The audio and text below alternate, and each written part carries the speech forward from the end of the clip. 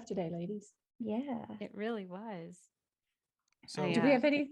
yeah, I was gonna Yeah. say Kendall immediately following y'all thanking them for being here said, "It's my pleasure to be here." I said, "You're awesome," and they said, "Me, no, y'all are doing a great job. I really love being here. Sue, Vanessa, and especially Jimmy are really awesome." Yay. You know, Hey, referencing that's usually nice. you. the usual tech talks and stuff. But at the end, though, Kendall Army did ask a question that Alisa actually kind of answered. Oh, Uh, answered part of it, but I'm assuming Kendall's has a little more broad of a stake. Basically, they were saying, for being honest, I missed opportunities uh, with certain jobs, and my friends who very openly claim they'd do anything to grab the opportunity and got jobs. So it confused me, and I don't have any idea proceeding, like which path is better. And then they reiterated, what I mean is, if between a choice, if you have a choice between honesty or doing anything to grab an opportunity, which should I choose? Mm. Well, I want to be clear and say you don't have to show all of your hands, right? You don't have to, or all of your cards. You don't have to show your entire deck of cards and what levers you're pulling. People, you don't have to share everything during this process. I think that if you're at a stage and you know that a potential job opportunity is coming, um, if that information is going to come out at some point, I'm of taking the road of being honest and transparent to what you're comfortable sharing. People don't need to know everything. You don't have to lay it all out there. But I do think that, and it doesn't have to be something you have this initial conversation and it's like, oh, by the way, I'm probably going to accept this offer, or I'm applying for this job. But I do think that if you are a serious contender in a position and you are moving forward in the process and a potential job offer is coming your way, that's where, be transparent, have an honest conversation. And if you feel like you're being, if that's being taken away from you because you're being honest and transparent, maybe ask the question when you go back and say, hey, I was really excited about the opportunity. You have some feedback on what happened, or whatever the case might be. But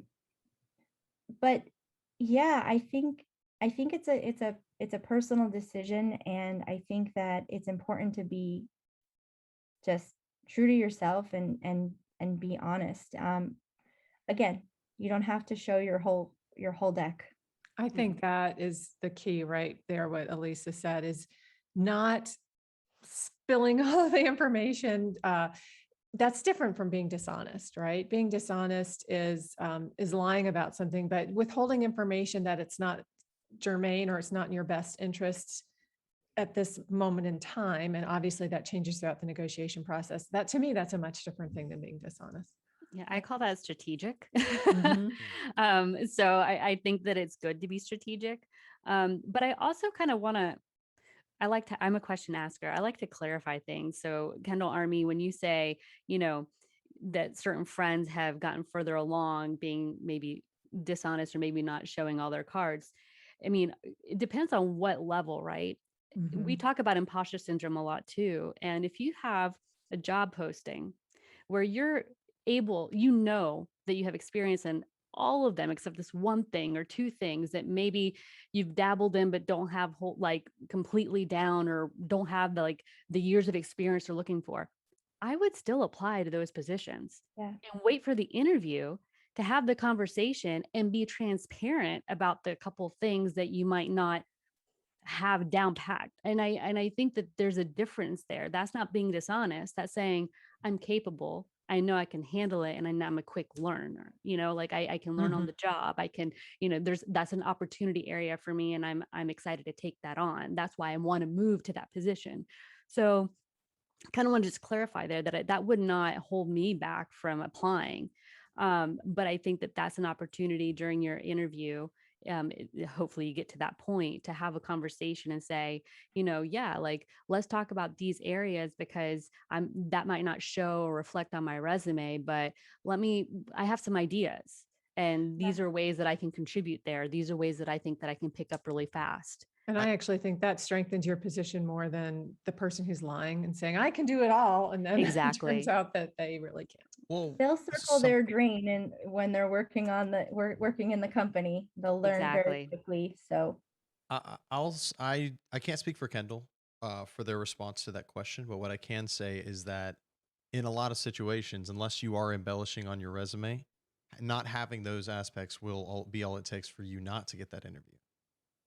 Well, that's and very in interesting. most cases, I mean, I can't, different industries, different situations have different circumstances surrounding the whole application interview process. But Mhm. what I can say is that I think about 300 applications sent out. I might have had 30 responses that said I may get interviewed and maybe 10 interviews. So it's like, and that's where most of those still did the resumes checked out, and a lot of them didn't. All the ones that didn't check out fully, they're and I know I personally have a problem with embellishing. Like I never embellish my resume because it's so ingrained in me, this honesty thing, that like you honesty thing, want yeah. to. Well, yeah. Well, I say it like that because it's like I know what you mean. you see so many people rewarded in so many situations rewarded for not being honest, and you really do. Absolutely. I call me wrong, call me ignorant, but I feel like you do, as Vanessa stated, have to be strategic. I guess I can reword it, but it almost feels like I do have to like nearly lie or like push a little further than where I specifically stand on my resume to make it seem that I am more suited for positions Well, that I may not well, have Mitchell, experience. to that point though, I think that it's all about semantics. And this is why I really want to get into an episode where we cover, you've done everything, and when do you seek professional help with your resume or with applying to jobs or how you're approaching these things? Because goodness, that's a job in and of itself. And there are key phrases and key Yep. words that mean key things that you might not articulate that on your resume that way, but you've been doing those things. Yeah. So why not freshen up your resume to have those key words that showcase, yes, I have been doing these things. I just didn't know they're articulating it that way. Exactly. So that's where I'm saying you have to be strategic. And also, if there are certain things that aren't, germane, Sue mentioned it, that don't affect the work that you're going to be doing, and it's not because we had another conversation about things that are taboo. If it's not I didn't want to use the word nefarious, but not moral, like a moral situation where you're doing something you shouldn't be doing, not that type of thing. I think that's still being dishonest. But I think that there are strategic things and things that can be revealed at certain times within the interview, that you don't have to just lay all your cards out all at once. Again, You that's can assuming the lay them out interview little by is- little. That's assuming that the interview is something that's taking place, though. Absolutely. Just getting You to have to the get there table is first. what Mitchell's getting to talking that about. stage Yeah. is very difficult in most situations. And I Even think with it's the harder ideal than resume.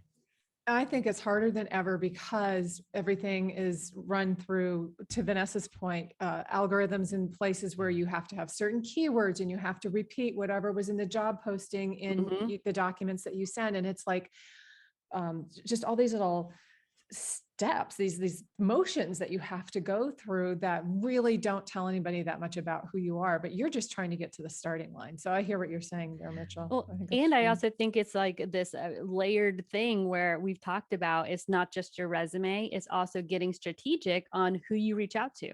Yeah. I am so I think that a lot of people think that that's all you do, and then you hold back and you wait.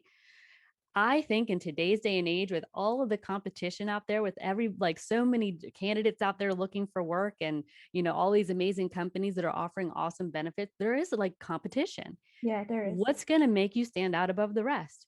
Yeah. Reach out to the recruiter, reach out to somebody in the department, reach out to somebody within the organization that can give you some insight. They might be able to say about that. Yeah. well, exactly. We have several episodes where we're like, do these extra steps that will take that resume that's in the the batch of resumes and move it up to the top a little more and move it up to the top a little more until you're at the very top and you're getting noticed, right? So it's not just applying, it's really doing that extra legwork, especially with those, it may not be all of the resumes that you send out for all the roles that you're looking at, but maybe those like cream of the crop, those top 5 or top 10 that you're like, oh, this would be awesome.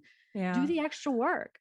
And view you it have as to- doing due diligence, not like I'm pestering people. Because I think a lot of people sometimes are like, oh, I don't want to reach out to the job poster, or I don't want to be like a nudge, or I don't feel like it's my place to reach out, and they miss the opportunity. And I think you have to look at it as this is part of the job search process. Looking for a job in and of itself requires time. And if you are just submitting resumes to an applicant tracking pool, and that's what you're expecting to get a call back from, unfortunately, that's not the world in which we live anymore. You have to be more proactive, and you may even have to tailor each one of your resumes to a job description within a company that you are looking for. So if they're using those keywords, use the keywords that are in their job description, but tell a story that is true and authentic to yourself, that you can paint the picture of what you do that would be beneficial to having them reach out to you. And you can't just expect that your application is going to sit in with a pool of 500 people and unfortunately not be it is disheartening. It is really disheartening when you don't hear back and it's crickets. But if that is a job you want and you want to get your foot in the door, you have to do more than just apply online. I love that you're saying that, Alisa. Yeah, I agree 100%. And I don't want to make this too much of I like to keep this a more general applying methodology behind the application process to different positions, different jobs. So I don't want to go off on a tangent explaining my own process, but I don't think you're the only one in this situation. No, and in fact, I think this is a great episode topic. Yeah. Like, and this is kind of different than I mean, I'm not sure if y'all want to like bounce this for another thing, but I know I personally I have heard this conversation. I've had this conversation with so many people, so many professionals in the industry that I want to work in, and so many actual, career coaches or people who actually like, they review, they work on resumes and such. The physical, mental, and emotional toll that is taken by catering every single resume to every single job you're applying for writing that fresh new cover letter for every single position that requires one, or that, in general, in a lot of situations, obviously the cover letter will like, it may make you stand out. I do understand that. You do that so many times, and then you reach out to, you try to find anybody on the HR. You try to find the actual recruiter or somebody who is actually going to be looking or have access to look at these resumes. And so often, especially nowadays, where a lot of companies truly are relying on the algorithm, they are specifically trying to eliminate that actual communication where available between the actual people they're trying to hire, which is, it's weird. You wouldn't expect it to be that way. You would expect them to want to have some kind of contact, especially with the people who are more on top of like actually trying to get into it. You could tell they actually are interested in it. But so many times, even if you do have that ability, you look on LinkedIn and you try to find the people who work for the company, who are HR, who are recruiters, etc.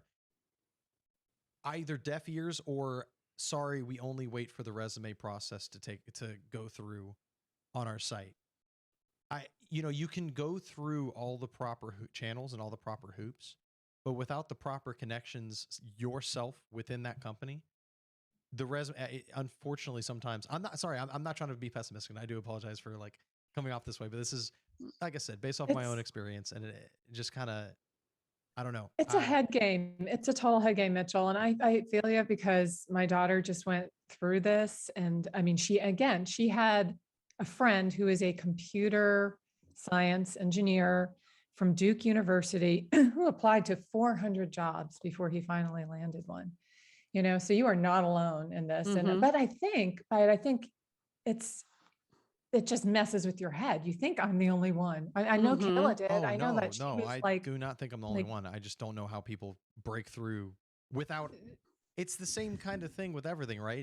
If you don't know somebody, or if you're not in a position of status already, it's I don't know. It's very difficult to see how people are able to get past the walls that are in place, The especially when there's hundreds of gatekeepers. people. Yeah. yeah. And especially when those gatekeepers aren't even human, Oh my when you're gosh, trying to so beat an frustrating. algorithm. And I think this would be such a great topic for like the unwritten rules of a job hunt. It's not just Mm-hmm. submitting your resume. It's not just what are the things that you think you shouldn't do that you actually should do? One of which is, and I know Mitchell, you're saying it doesn't work all the time and it hasn't worked for you yet, but like reaching out to the poster and trying to, Mm-hmm. because I think a lot of times people do believe I'm just going to check the boxes that I'm being told to check. And then I'm going to be a good little person and sit back and wait for somebody to discover me. And then they're not hearing anything. Right. And so there's a lot of unwritten rules that we need to change that mindset and say, this isn't actually being too aggressive. This is being proactive.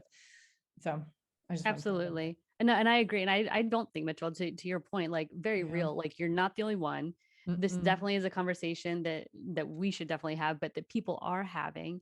And why Right. is it? Right. And, you know, um, if you're reaching out to somebody and at first they say no, it's like dust yourself off and try again. Like I wouldn't stop it the first time. Right. And also Lisa's been mentioning too throughout this whole process is to be very intentional, not just like, hey, I'm looking for a job, but like have something concrete to speak to somebody with or to speak about with someone. Mhm. And also I want people to really empower themselves in the value of their own network, because the 6 degrees of separation is so real.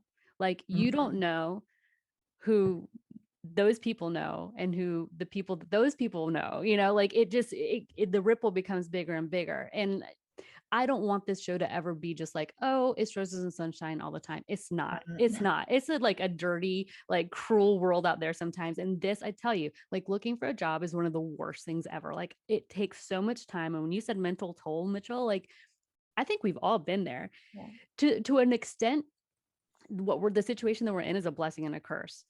The blessing is we're at least able to do so many things and connect with individuals that we wouldn't otherwise be able to do like years ago, where you had to, if you wanted to go, and you have to go in person and maybe knock on a door and like all these bigger intimidating things, right? And maybe not even ever get to the point to talk to somebody.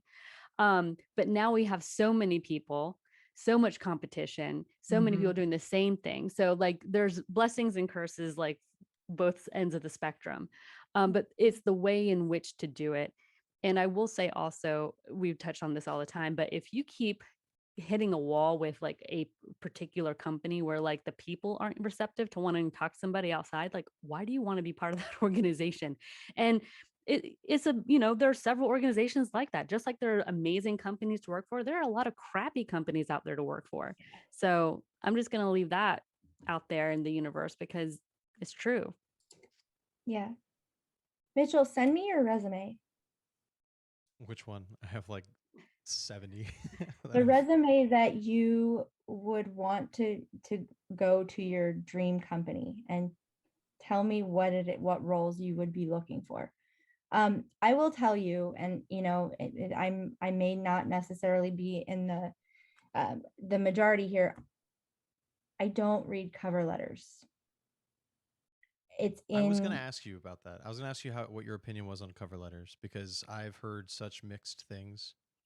I think, there are some positions over others that require it a little bit more as a finesse. And maybe if you're feeling like you're not hitting the mark with your resume, maybe you try the cover letters.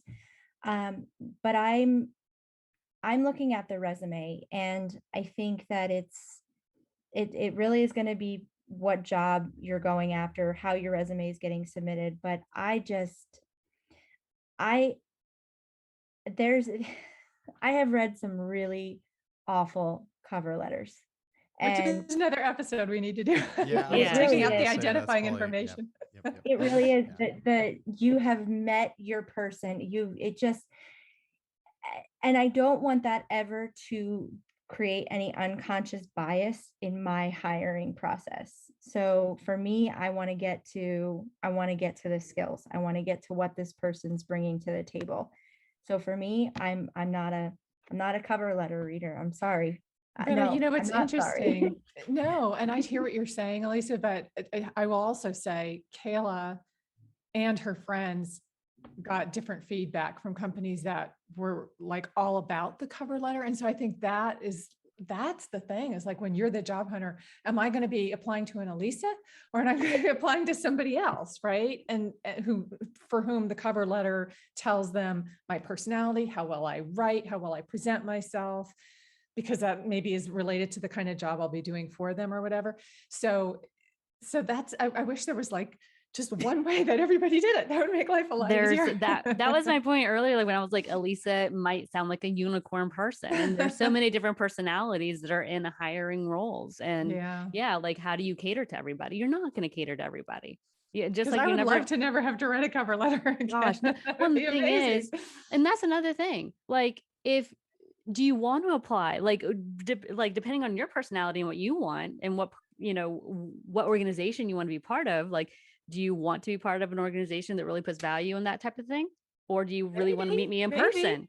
Do you want to meet me in person and like talk to me about my experience, versus like me just writing something? Because obviously it's going to be and again, you could present the best version of yourself in person as well, but people, I think when you're speaking to somebody, they get a gut feeling, versus like But to reading a get to cover that letter. interview, right? Like I think that's too black and white, because I think there are companies that are using the cover letter as a first step for this person to screen, so that then you can get to the person who's going to be the actual person you're working for, Or they're in So Alisa and they're looking at their LinkedIn and they're looking at their social media channels and they're trying to get to know them on that level.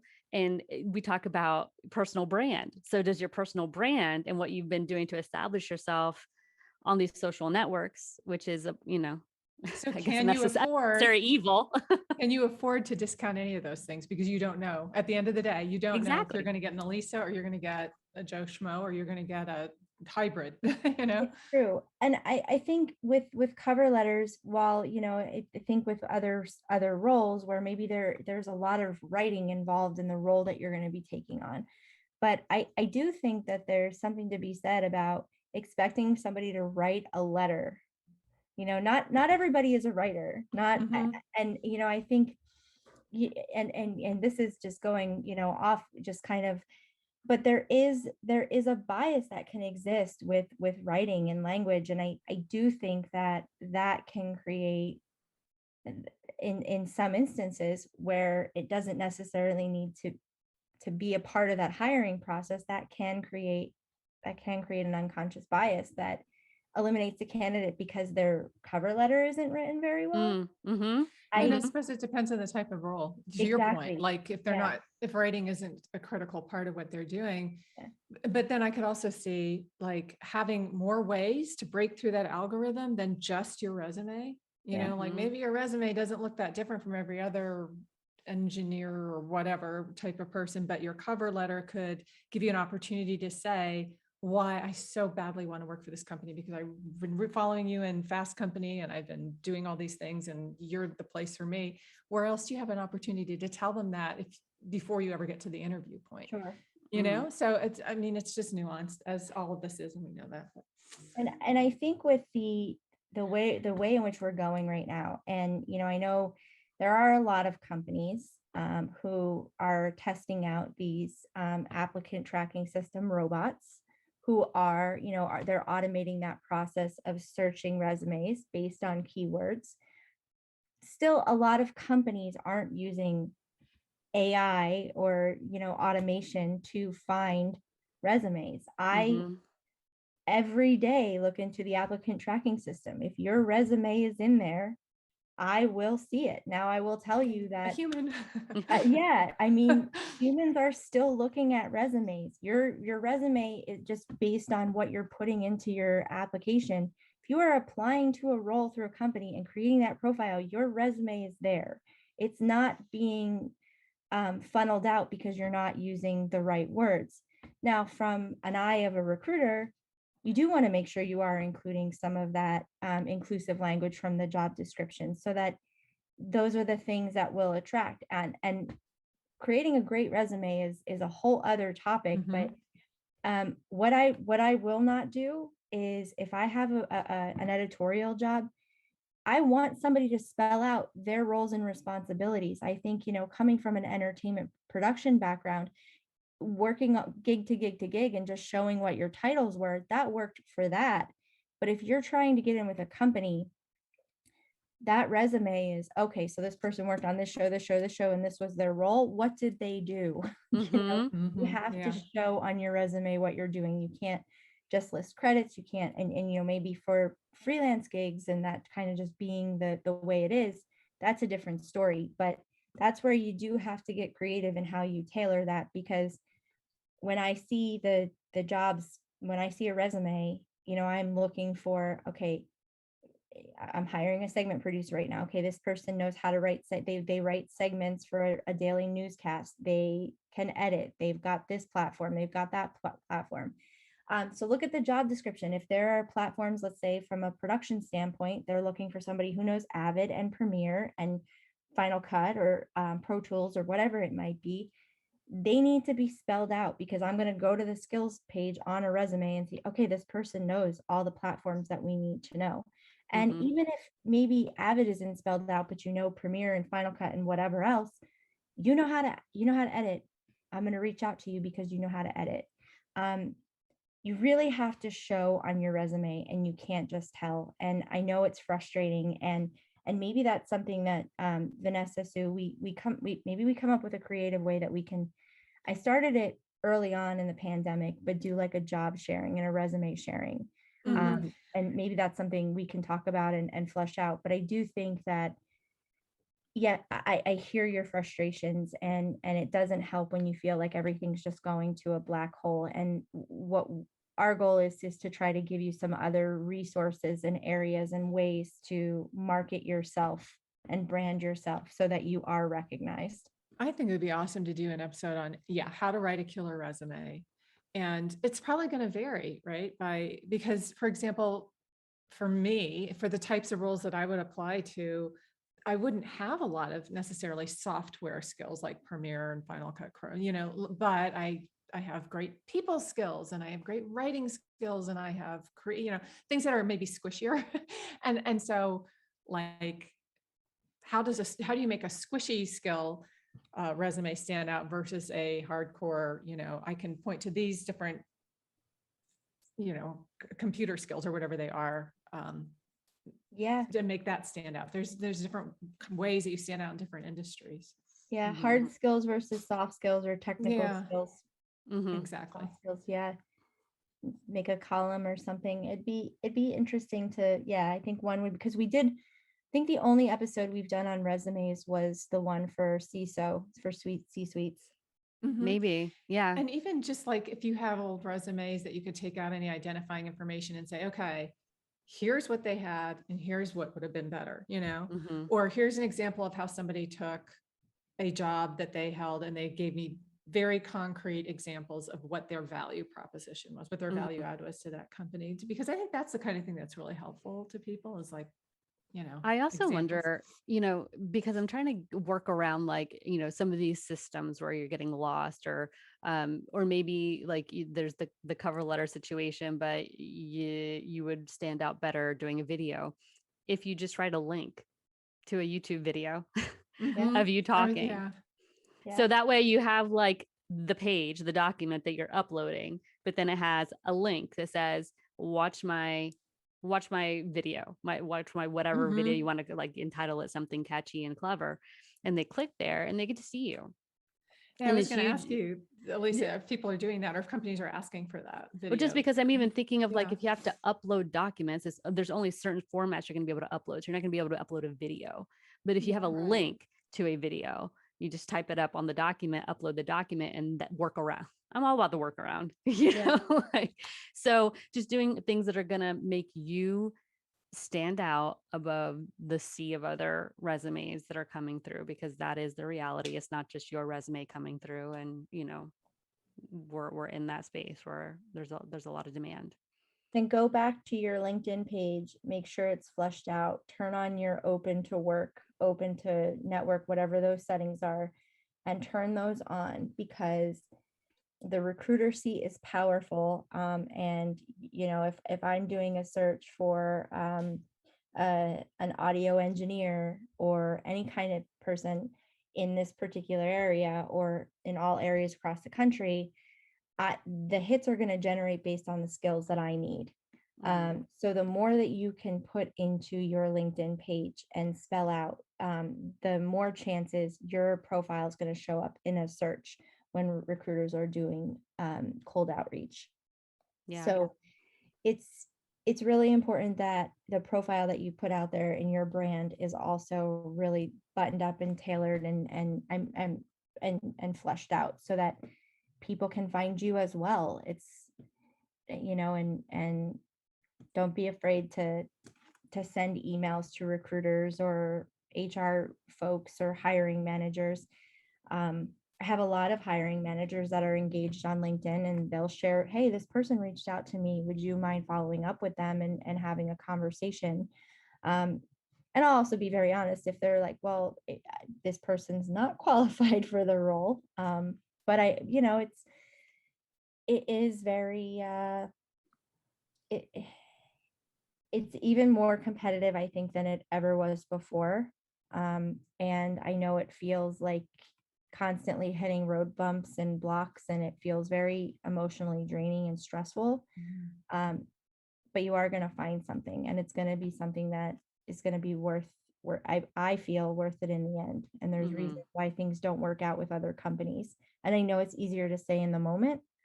But I was there. I lived, in LA. I was a casting producer, and I hit rock bottom. I mean, it was job to job to job. And then I landed something that finally felt stable, and then that fell through. And I feel like for the majority of my 20s and even partly in my early 30s, I was just constantly scraping at the bottom of the barrel and trying to exhaust every outlet. And it was frustrating. And it's like, how am I going to pay my bills? Where's my next paycheck going to come from? Oh my God. It takes a toll on your self-worth. And the only thing that I can say is just keep going, keep having conversations, keep advocating for yourself, and know your worth, and that something's going to come along. Absolutely. And I think it's all this media that we hear about, oh, there's so many jobs out there. And, while it may be true, it doesn't really help if you're not getting, because I think if I were looking for a job, I'd feel like, where are all the offers? Right. I know I'm amazing. So where are all the offers? So I think that it's kind of bad in a way that we keep hearing about, oh, it's such a great market for job hunters. Because from what I've heard anecdotally, and Mitchell, you're not the only one, it's a lot harder than they're making it sound like.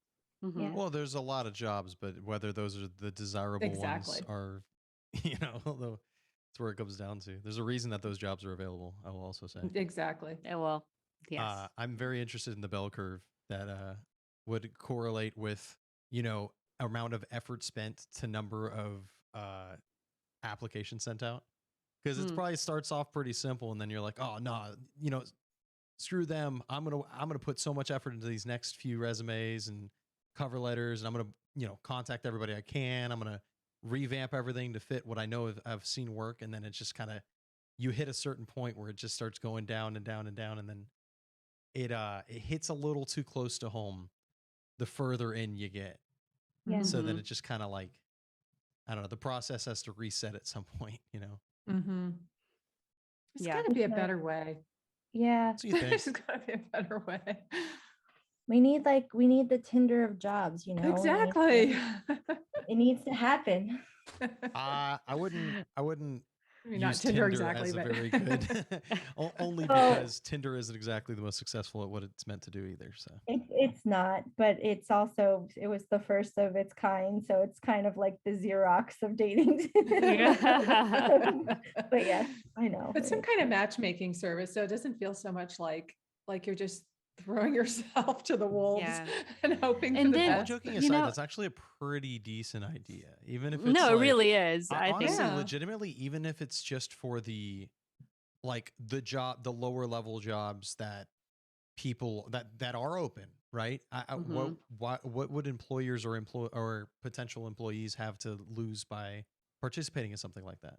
Yeah. Now, The it benefit. is a better, it sounds like a better means to like, the problem with those kinds of apps, even dating apps, right? Is the goal of using the dating apps is to not have to use the dating apps, right? So Right. it comes down to how good do they want their app to be in getting you to no longer use it, you know? But I feel But I like think it will always exist and there will always be a market for that kind of thing. So that might actually, I feel like Mhm. it people probably will exists, always, honestly. well, not very well, or at least it needs to be publicized more. And people will always be moving and looking to move up and coming in and out of the workforce. So I feel like, Mhm. it is different from a dating app in the sense that, if a dating app is truly trying to find your one person and be off the market, Yeah. that's different than building a career and moving, moving up and moving around. And I think companies would always want to be part of something where they get good qualified candidates and they get a good reputation. It's kind of like what In Her Sight is trying to help Oh, companies. exactly. And then another thing is like, if you're at a certain level and you've hit a major wall, which I think a lot of people have, and Mitchell, you have as well, like, is it time to maybe talk to a headhunter?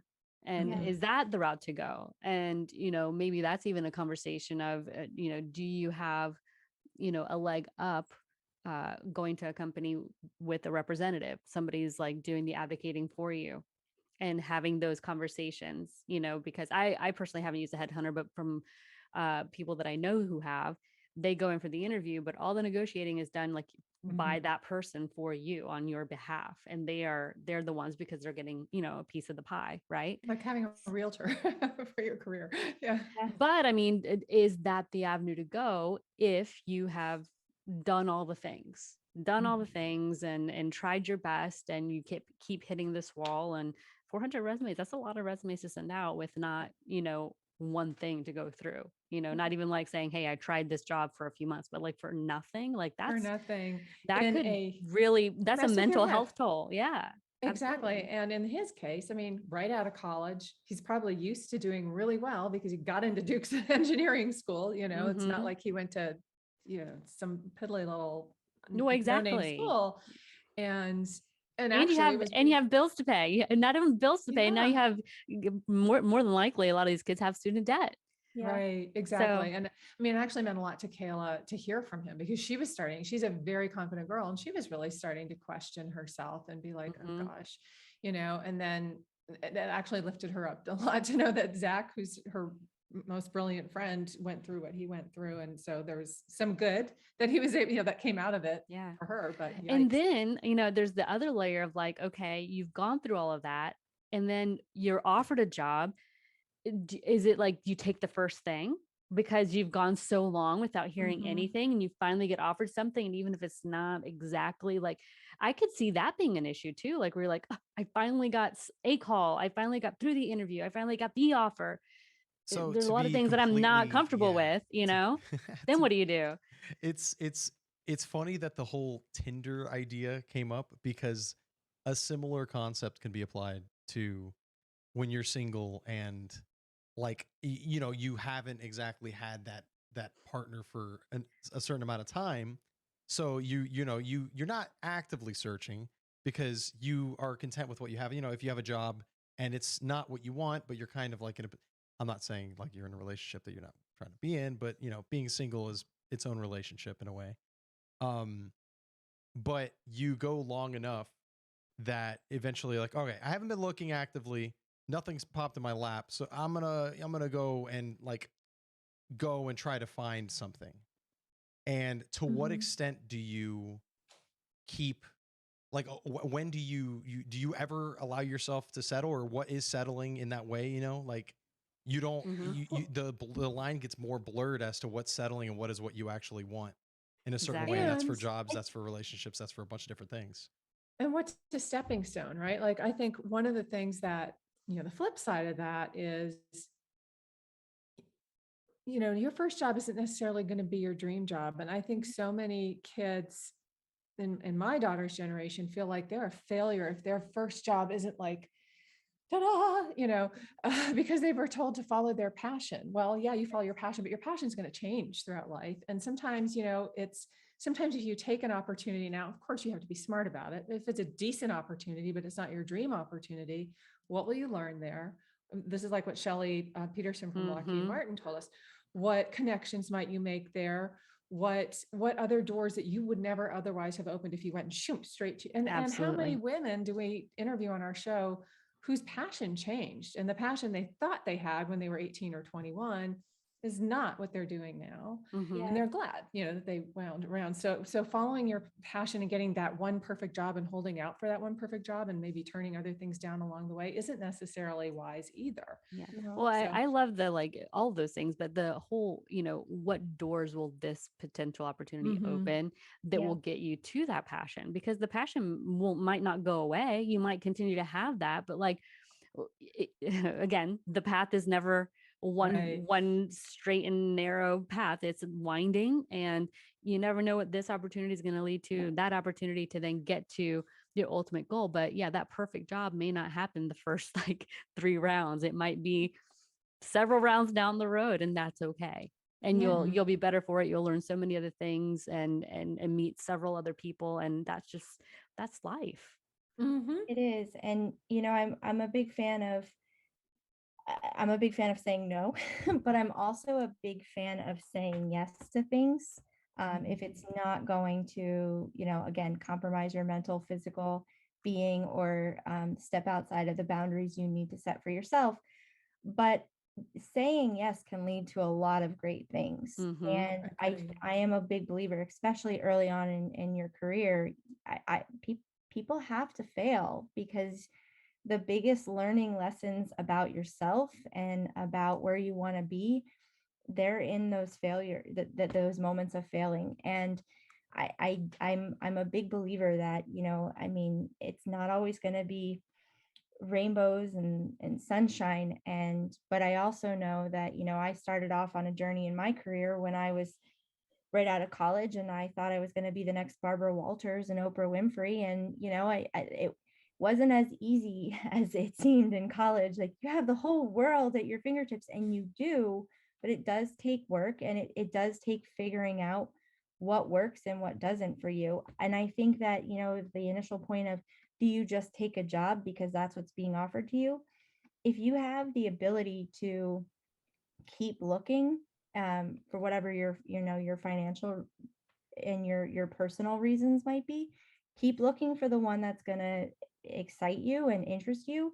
But if you have nothing to lose by taking this job, and also your personal reasons, say yes to it and build those relationships. Because I never thought that I was going to go from being not being Barbara Walters to where I am now. I moved out to LA with no idea what I was going to do. And I said yes. I said yes to a lot of different things. And looking back, yeah, there's some really hard struggles and some really hellish times, but it led me to a great place that I'm really happy in and comfortable in. And I think that, it's like when you're in college and you hear people coming in and said like, oh, I just kind of fell into this. You never know what you're going to fall into if you Mm-hmm. keep that door closed and not say yes to it. So it can lead to some really great things, and just got to stay open-minded. And if it doesn't work for you, then you pivot, and it's not forever. And you still will Exactly. have learned something, right? And you still will have learned to grit and resilience. And those are huge. Those are the things that you take with you from one job to another throughout life, whether the job is a dream job or just an okay job or somewhere in the middle. Mm-hmm. That's, I just feel like you can learn from every experience. And it's great to have goals and to have a vision, but you should hold things loosely. Yes.